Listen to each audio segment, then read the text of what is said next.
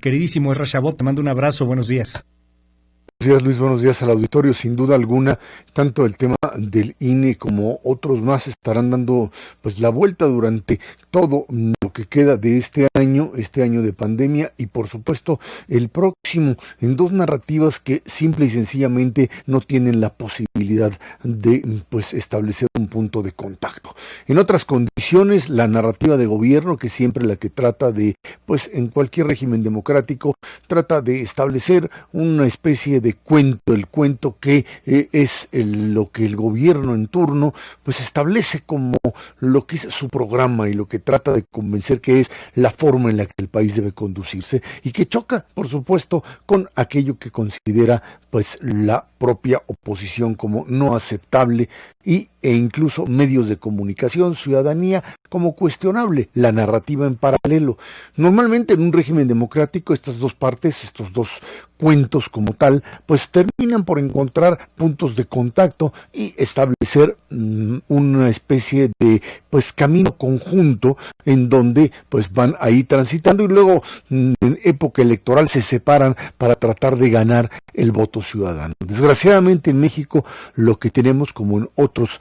países que tienen gobiernos populistas, lo que en realidad sucede es que las dos narrativas simple y sencillamente chocan entre sí y no encuentran puntos para establecer una especie de convivencia democrática. Sin duda alguna, Luis, estamos ante lo que el gobierno de López Obrador trató de establecer inicialmente como su propia narrativa, el combate a la pobreza, primero los pobres como la única vía o la vía más importante para pues convencer a la ciudadanía que de esto se trataba, de un cambio profundo. Eso era lo que trataban de establecer, y con ello empezaron a hablar de la gran transformación, programas sociales, etcétera, que pues trataron de transformar, de cambiar sin duda alguna de forma profunda. Eso es lo que decían. Sin embargo, la pandemia vino prácticamente a destruir todo. Millones de desempleados, junto con una cantidad de miles de muertos y contagiados, termina por echar abajo esta narrativa difícil de sostener en un México que por lo menos de aquí al próximo año, y si no es que más, pues termina por ser prácticamente imposible de mantener en una situación de caos en lo económico y por supuesto de dificultad de establecer una línea pues positiva en el área de la salud. Entonces hay que brincar de narrativa y establecer la otra, la de la corrupción, y hablar pues de los Lozoya, de los Duarte, etcétera, de toda la fila de corrupción que durante el sexenio pasado, y si le pueden encontrar más, pues sea la que sostenga el propio cuento del gobierno, mientras que una oposición, es cierto, fragmentada, una oposición todavía difícil de establecer, pero también con cierto apoyo ciudadano, con intelectuales tratando de organizarla, bueno, pues establecen la narrativa precisamente de aquellas áreas en donde el gobierno pues ha fracasado. El área económica, que pues por factores externos, pero también por una incapacidad interna, pues ha venido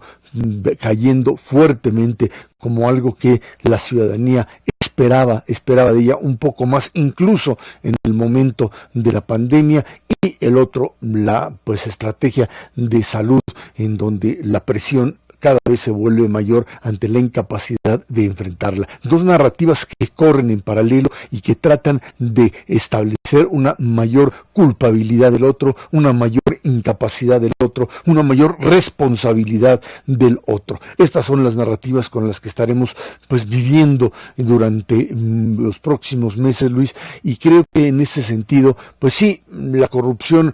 y la denuncia de los grandes corruptos es algo que fortalece la figura presidencial, es algo que habla de, por primera vez, dicen entre comillas, establecer una estrategia que pues pesque a los grandes